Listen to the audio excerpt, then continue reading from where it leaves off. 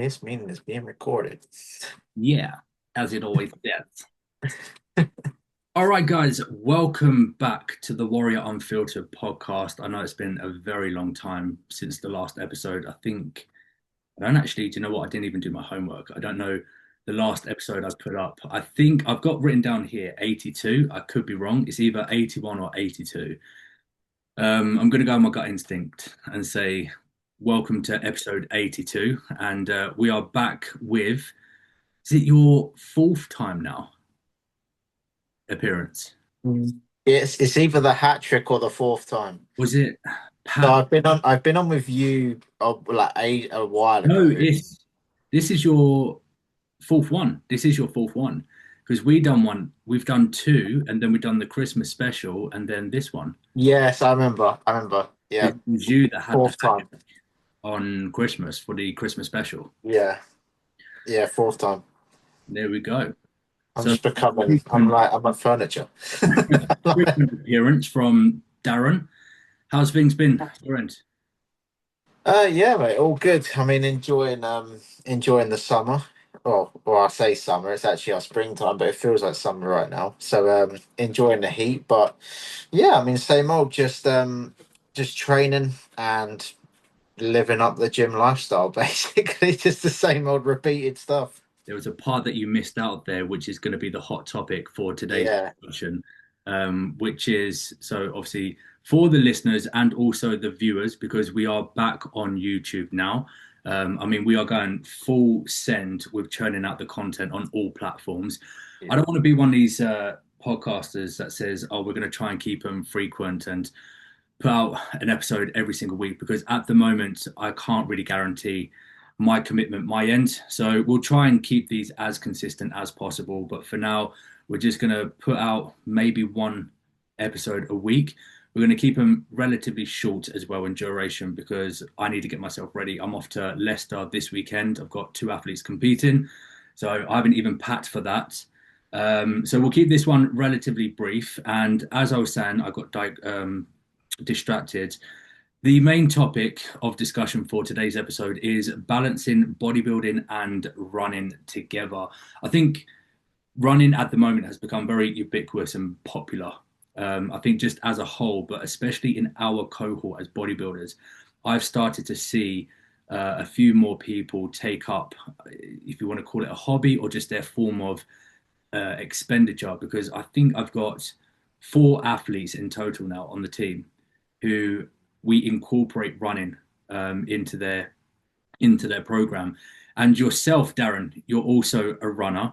I have zero experience in this field, so I thought it would be relevant to have you on so that we can talk from yeah. your perspective, how you personally balance bodybuilding and running. I think the to start off before we get into like the nuance is how did you get into to running? Like what got you into it? Yeah. Well, I think to be honest, like going from my background, from what I previously did before I even went to the gym, and still that I go to the gym now, is I played football from the age of 6. So we're going on 22 years now of playing football. So for me, I think there's always been something else other than just the gym. At the time, I've always been doing something else, like another sport or trying something new. But I feel like for me, obviously, as people may or may not have known, I have competed before in bodybuilding, and had the aim to get back on the stage at some point. But I feel like that's now kind of past my motivation. I don't really want to do that anymore. No, we won't say never. We've discussed it. We've discussed it, but it's Context, never. the amount of times that I've tried to persuade Aaron, But killed me. it's never. There was even that time recently when you was like, what do you think about this show? And it was the PCA first timers. I was like, yeah, do it. He Yeah, was like, because you encouraged me because we're going to speak about why why I look so good at the time. But I feel like no, I feel like with going to the gym and stuff, like I don't know, it always, like I said, not being on stage, it I basically lost motivation for the competing side of things. I still love training, but the competing side of things, I lost it. So for me, I was like, what else can I put my motivation into and maybe turn it into a competitive way that way. And my partner at the time was actually the one that was running, and I was like, as Harry is, I was like, never doing that. And then one day I just decided, you know what, like I'm gonna try it. And I actually, how do I put this? I enjoyed it but hated it at the same time. Yeah. I hated it in the moment, but when I was done, I was like, that wasn't actually that bad. Do you reckon you hated it in the moment because you weren't good at it? I think what it was is from bodybuilding and from going to the gym so often, I feel like everything was so tight that when I started running, and it was so much pressure on my like calves and my foot and everything. Like I've had issues with calf problems where it's like super tight, and it takes a lot for it to kind of warm up. So when I'm hitting concrete, it really tightens them up, and I think that was the thing, is I hated it because it hurt. Yeah. But then after that, it took some getting used to, but then I started enjoying it and I started getting better at it. And that's the one thing with running, is I feel like it only takes a few weeks for you to get better at it. Yeah. It's kind of like the gym where you see like instant, if you do it right, you see instant results. Like Yeah. it's one of them like newbie game things. Yeah. um, so yeah, that's why I think, well, that's why I got into it, really, was actually because of my partner Becky. So shout out to her, I guess. If you're listening or watching, shout out, Beck. Yeah. All right. So if we went into obviously balancing the two, because obviously for those that don't know, Darren is part of the team as we speak. We've been working together now for what, Been over, over a year. yeah, just a It's little bit over been, a year. yeah, yeah, just over a year.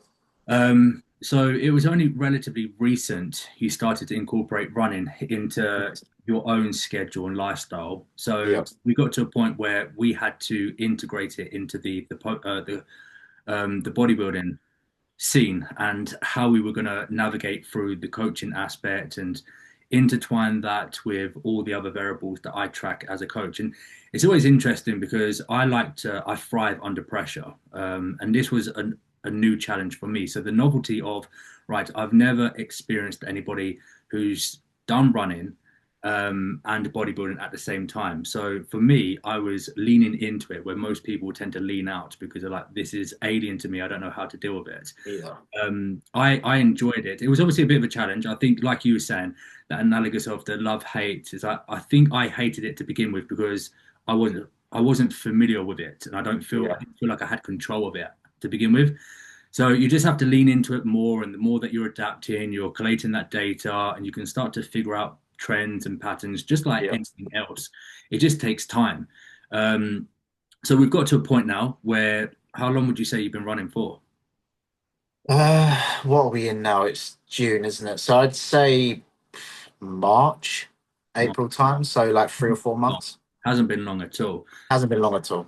I feel like we have finally got to a point where we've managed to balance the two. Yeah, for sure. The question I want to know is for most of the listeners, they're going to be asking, right, if they are looking at taking on running and they also have these aspirations of becoming a bodybuilder, how would you program it into the coaching aspects? So, where would your starting point be? Yeah, so I'll just take from what I did personally and from my side. So I started off. I actually got so if anyone knows the app Runner, I downloaded that. So Runner is a good app to help you with if you're training for any sort of runs, even if it's a 5K, they'll basically help you towards getting to that goal. So what I did is I made it easier for myself and gave myself a goal that I want to hit in my running, and kind of treated that as my performance based goal. And the gym was also a thing that I like to do on the side. So the way I also analyze this is, I think, because before we were doing 5 days a week, and I knew if I did 5 days a week of gym work and 2 days a week of running, there was no rest. It was just consistently going for it. So I always thought I needed at least a day of rest, of doing just active like steps and stuff like that. So straight away dropped my training down to 4 days a week. I know you was Oh, skipped. Yeah, I could say hold off on that for the time being because we'll go on to that in a little bit. Talk Yeah. specifically about the training side of it.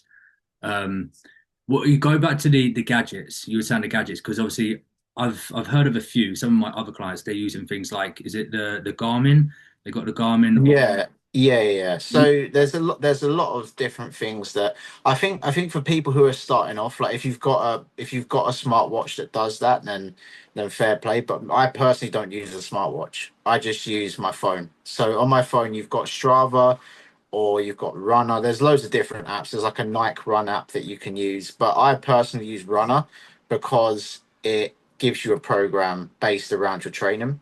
So you can say, Does it have like go a on. built-in GPS as well? So that will track your Yeah. right, Yeah. right. So Runner basically does everything you can think of. So it tracks your distance for you. It tracks your average pace. It tracks. I don't think it does calories burnt, but if you link it to your Strava, you can find out how much calories you're burning from it and your heart rate if you've got a smartwatch. You also with Runner have a voiceover, so someone if you've got headphones in, someone's constantly in your ear, either telling you to speed up or slow down. That's cool. Um, so yeah, it Come on, basically man. tells you when. What's that? But they're like, come on, man, you can do this. Yeah. Well, it's actually, to be fair, the voice actually annoyed me at some points because it tells you to speed up and then you speed up and then it tells you to slow down. And you're just Maybe constantly you can like have like, going back. can you imagine if you could have like different types? It'd be like a one. Speed up, Darren. Go into- No, I'd want like a David Goggins one. Yeah. Like, Right. you're just a bitch. You call this a fucking run? Your legs are broken. Fuck you.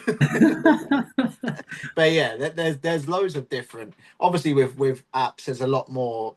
Like I don't know all the specs to it, but I know there's Garmin is up there. But yeah, if I was starting off running again, I would definitely look at Runner to start off with. There is a free trial, and then you do have to pay a subscription.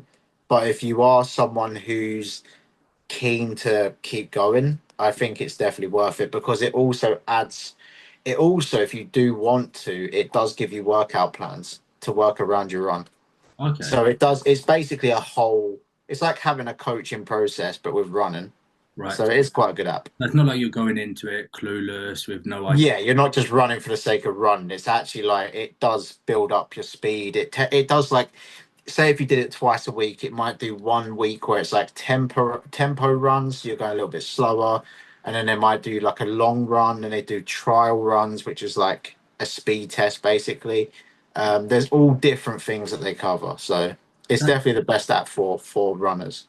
fair enough. And then obviously, with that said, it's carried with that consistency. Obviously, Yes. contextually, when we're looking at how we're going to program this into the coaching sheets, how we're tracking it, you have to carry it with that consistency because the more consistent you are with, like, let's say, for example, the distance that you're covering, Mhm.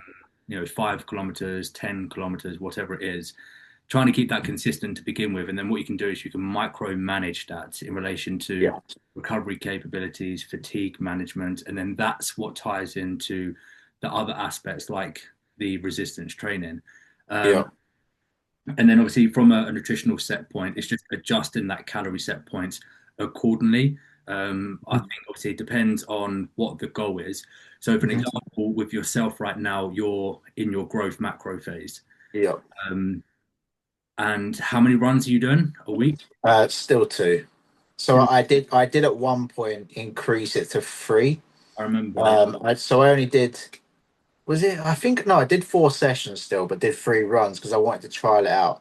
But I You found that was doing, experimenting with that to begin with. yeah, but I felt like doing 3 runs was just too much. Like again, I was losing motivation to actually run Yeah, because it wasn't something that I wanted to. It's not ever something that I want to go like ridiculous with. It's just something I like to do.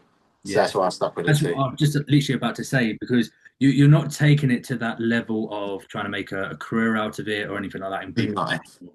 You're this is like a secondary hobby for you, which is quite nice Yeah. because we can use it to our advantage relative to where you are within your timeline. So, for an example, before this growth macro phase, we had that tidy up period.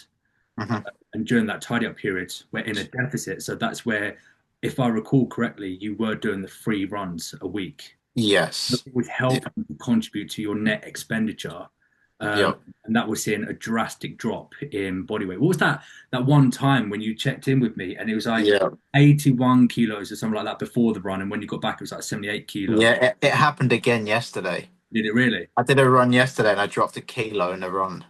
Oh, right. So I What was 80, I was at 82.2 and I dropped to 81. But there was one where I don't know how much I actually weighed, but I know I dropped like it was just something over two ridiculous. I kilo. remember it was on your check-in. I checked in. I was like, right, how Yeah. much a mil? And then your weight went back up to its previous set. Yeah, it's very weird. Like I don't think everyone's body does it, but I feel like especially if you're going at it from like being a bodybuilder and then going into that kind of environment, I feel like if you were to do that, you would lose a lot of it's not, it's just water weight. It's Yeah, just water weight at the end of the day. most of It's it. just a lot of sweating and then yeah, it goes back on. Yeah.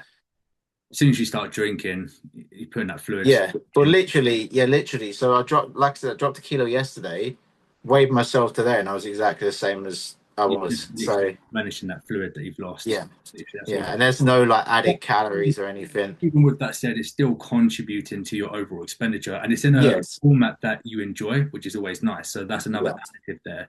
So going back to it, it's like it, incorporating it into your bodybuilding endeavors relative to where you are in your timeline. If you're going into a dieting phase, you can incorporate it there, increase the yes, frequency. If you're going into a growth macro phase like you are now, we're now doing the 2 runs. mhm, And obviously, from that calorie set point, you're just adjusting accordingly. So at the moment, what we're doing is we're observing the visuals. So looking yeah, for adipose tissue, any accrual, and then just gauging using all metrics and quantifying that. We're looking at body weight fluctuation on a weekly basis. We're looking at obviously how many times you're running a week, the kilometers, the distance that you're traveling, looking at yeah, training performance, how you're recovering and performing in those sessions. And then collectively, we can say, right, we need to push food up, we can keep food where it is, or we need to yeah, pull back on this and that, whatever it may be. Um, yeah, Now, that ties into how we would then mediate training and running. And you were saying initially about how you started off with 5 day frequency and we pulled that back. So if you want to continue now yeah, from yeah. there. So I feel like, especially well, from my side, I feel like where I have a little bit more experience in the gym and stuff, I can kind of see where straight away where things are if things are not going wrong, let's say, but if things are starting to like fatigue starting to creep up quite a lot when it shouldn't be creeping up. So that's when I noticed the 5 days was just a bit too much because there was no actual rest day. It was like if I am not going to the gym, I'm running instead. And yeah, it just resulted in lack of fatigue. I mean, sleep was fine, but you still feel tired all the time. This is one of the things where you need to be able to look at what you're doing and look at an overall week of how active you actually are and how and the runs as well. Like if the runs are bigger, you're gonna need more time to recover. So I was like the 4 days for me worked perfect because I essentially throughout the week did so from Monday to Friday did my training and one of my runs. And then the weekend I wouldn't go to the gym at all and I just have one of my runs on the weekend. So then it would leave me one day to get more sleep in and recover more and just relax a little bit more. So I feel like yeah, for me that worked. I mean for other people it's still even that would still be too much. I still feel like even Add on six would to be too that, much.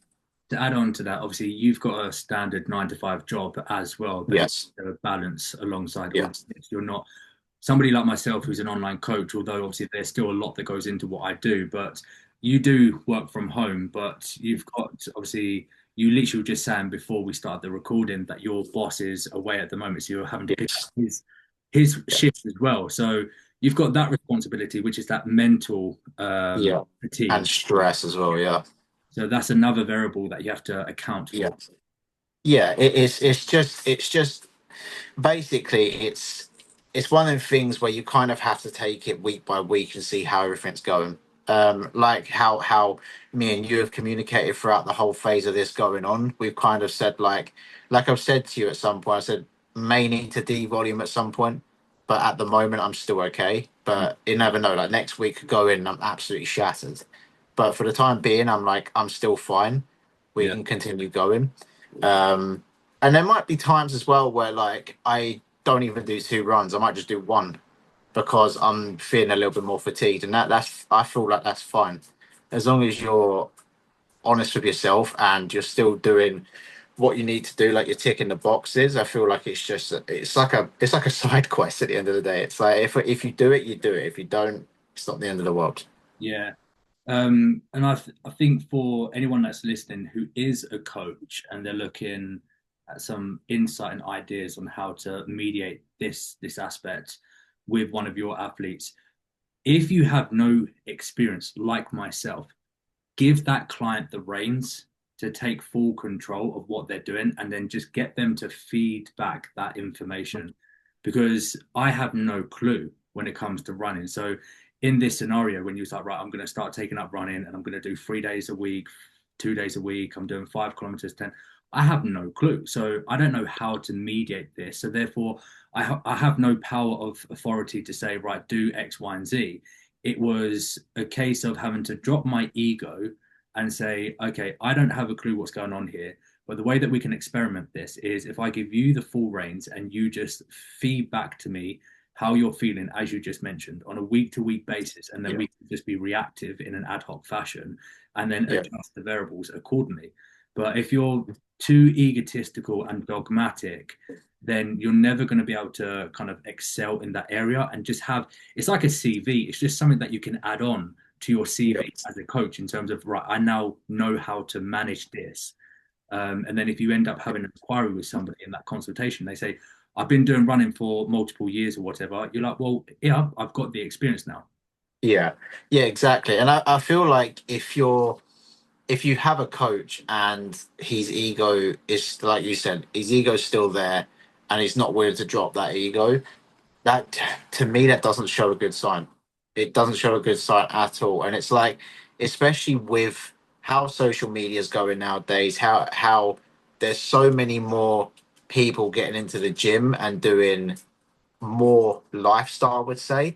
Running and like even high rocks and stuff, like running and everything like that is becoming more popular. Mm. So it's inevitable that bodybuilders who are maybe not thinking about going all in competing are probably going to take some sort of route to try it and see how it goes. Mm. But yeah, like I don't know. I feel like if there is an ego, then it's probably not the one for you. Like, You do have to swallow your pride at sometimes and just, just say like, look, I have no experience here. So it was a learning curve for both of us. Even you could say, uh, yeah, I mean, even like I said, I'd give kudos to you because, like you said, you dropped the ego, but you allowed me. Obviously, like there's an aspect of trust in there as well. Like you trust me to do my own thing, and realistically, none of us know how to program that in. Like I didn't even know. I was just like, it's something I wanted to try. Let's see what happens. If it doesn't work, it doesn't work. And so I think that's a good thing. Like being able to try and learn it together is a very good sign moving forward because if it happens again, you have the data. Like if you go off running and go back into running, you have the data from previous to say, okay, this is how we did it last time. Let's see if this works again. yeah. And because the four people that I have now on the team who run, um, the three, so it's four including you, the other Mhm. people, they picked up running halfway through their coaching Yeah, endeavor working with me. So it was like, right, I've already gained a little bit of experience from yourself. So when yeah. they said to me, oh, I've come across running. I find it interesting. I would like to give it a go. I'm like, okay, right, here's my moment to shine. Data some data with Darren. Let's now experiment. Um, Yeah. so that's where now I've got the ability to branch off and take on Was some. I like the prototype? Is that like the OG? You were literally ground zero. um, I'm not only a running person now, I'm also a you are the paddle guinea pig. champion, mate. I'm You a are paddle champion. that is you are the paddle champion. You you had to bring that up, didn't you? It's actually pedal. Oh, Padel, yeah, but I'm undefeated, mate. Were you? Were, Uh-huh. were you? I actually was. Was you really? I didn't lose a game. Ah, I gee. won with you, then I Right, went with George and won with George. right. Then So I went with Matt and won with Matt as well. fair enough. Okay. So again, for those listening, we when was it? Last Sunday. Sunday, yeah. So Sunday just gone, myself, Darren, and two other members of the team, we went to play paddle tennis, which is also becoming quite popular at the moment. Because Jordan also, who was on the last one of the recent episodes, the Christmas special, he recently done it. So that's also becoming quite ubiquitous, and it kind of relates to what you were saying earlier. It's that tangent of bodybuilding is becoming a little bit more of a lifestyle thing Yes. where people Yeah. are taking on bodybuilding because it has become a lot more mainstream since the likes of Yeah. Chris Bumstead and everything. But people don't always want to go down that route of being competitive. It's like they like Mm. the idea of being that bodybuilder, getting jacked, getting lean, whatever it may be. But they also have other passions. So it's not just running; it's balancing all other sports and activities, which is quite imperative as well. Because I've always said to a lot of my athletes, you should always have a secondary hobby. It doesn't have to be a physical activity, but you should always have a secondary hobby because Yeah. bodybuilding isn't the be all and end all. And sometimes if you're going to incur an injury or whatever it may be, if you only have bodybuilding and that's all you know, as soon as you pick up that injury or you fall ill, like terminally ill, you you're lost, and then that's Yeah. mentally insane. Yeah, that is definitely one thing that I've always taken away is like how I love football. Like if bodybuilding wasn't there, football's still there. Yeah, If football isn't there, there's always something else I can pick up. Like there's always something that I enjoy doing. And like where I've grown up with football, I even get bored of that sometimes. So it's like find something else to take part in, like paddle, like running, like stuff like that. But I also just want to call out Jordan. I want a game against him. would be a good thing. Do you want to be my partner though? Are listening. Jordan, if you are listening, mate, I am calling you out. But I need a partner. I think the other thing, the final thing to mention in regards to mediating training is um, it's going to be difficult to push. Like if you're looking at the volume landmarks, MEV, MAV, MRV, it's going to be very difficult. And I don't know if you picked up on this yourself, but it's going to be very difficult to push up to your MRV, which is the Yeah. maximum amount of volume that you can tolerate and sustain progressive overloads across all sessions, week in, week out, and also do the 2+ runs. So with yourself, what we have been doing is we've been keeping you around that MEV and MAV. So, for an example, to give some context, is let's say your total amount of sets for quads was 14, 14 total sets. We're not going to be able to push up to 14 total sets across the week and also do 2 runs because of the sheer force and impact on, as you said earlier, the concrete. That's going to be that's going to be generating a stress response on like on the muscle, on your central nervous system. So to do that and then do 14 sets distributed across 2 leg rotations is going to be unsustainable. It's just not possible logically. So for yourself, this is where we're keeping you between that MEV and MAV. And MAV is still going to elicit that stimulus, Yeah. but we're just not pushing you over that point, that tipping point of diminishing returns. So that MEV, if people are wondering where you would run that, is after a D volume. So you'd run that D volume and then you pull everything back to MEV. So you're reducing volume by like 50%. And then you bring it back up to that MAV set point, and then it's literally just a case of rinse and repeat. And the only way that you're going to figure out those volume landmarks is with experience and time. Working with that individual, like we know with you, you tend to work best with that 4-to-1 paradigm of 4 um, accumulation weeks within your training and Yeah. then that D volume. Nowadays, it kind of varies depending on your recovery modalities, Yeah. but normally it's around 4 weeks of progressive overloads, Yeah. that 1 week D volume, and then rinse and repeats. So I think that was another aspect to add in.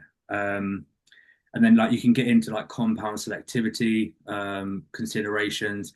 leg sessions. You're not going to be able to do things like heavy squats or hip hinge variations because there's going to be, again, that brute force going through your legs into your Yeah. pelvis. There's going to be a lot of, obviously, tightness around your pelvis. So you have to be very, very intricate and meticulous with exercise selectivity, volume, how much volume you're placing into those workouts, the frequency across the week. But ultimately, it's going to come down just like anything. And it sounds like a cop out answer: time. It's the only way you're ever going to figure anything out. You've got to give it time and experiment with different protocols. Yeah, yeah, exactly. And like with obviously it's like you said, it's a little bit more in depth, but when it comes to training for run and stuff like that, you don't have to, because I feel like some people think if you're going to go to the gym and train whilst running, you're in terms of how you're lifting, like weight wise, it has to be lower. Mm. I'm like, it doesn't always have to be. Like I feel like I am proof that you can do both and still sustain it. Because I still do heavy RDLs. I still do things that will benefit, actually will benefit your running. Because people think things like leg presses and stuff like that are going to affect your running, which it can. Obviously, it can if you're fatigued and you're carrying that fatigue over. But it can also increase. It also can improve your running technique, and it can improve the way you run, because you got to think with leg press it's more power. So if you're using power movements for a leg press, it's going to help build your run over time. So I just feel like people shouldn't be afraid to also push it Mm. rather than just pulling back and being like, oh, because I'm running I must go lighter now and do higher reps and stuff. It doesn't always have to be the case. Yeah. Again, that ties in with what I was saying about, just experiment. You can take it to that point of no return, and you might reach a point of functional overreaching or whatever, but then Yeah, that is your limit. When yeah, people ask, exactly. how much can I do and how much can I tolerate, you don't know until you push that limit. So it's like Yeah, you have to learn from your failures. yeah, You get to that point of, right, I've made a mistake here, I've gone too far.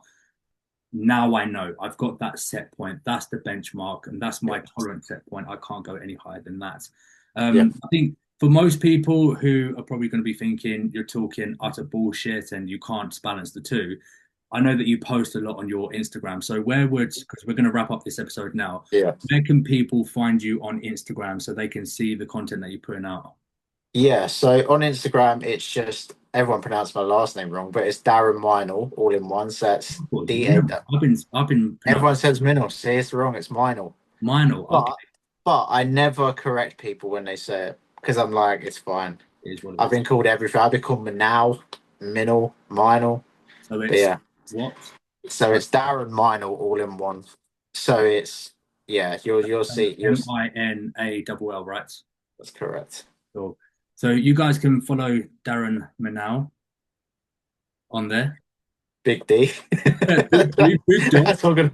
That's not gonna change my Did name. you see that hesitant pause? Like, did I pronounce that right? Fuck. But yeah, you can check him out on there. Like I said, he's been posting both sides of his lifestyle, both the bodybuilding. Obviously, I'm taking reins of the bodybuilding side of things in terms of his programming, and Yeah. he's doing his runs, which he tracks all of it on there.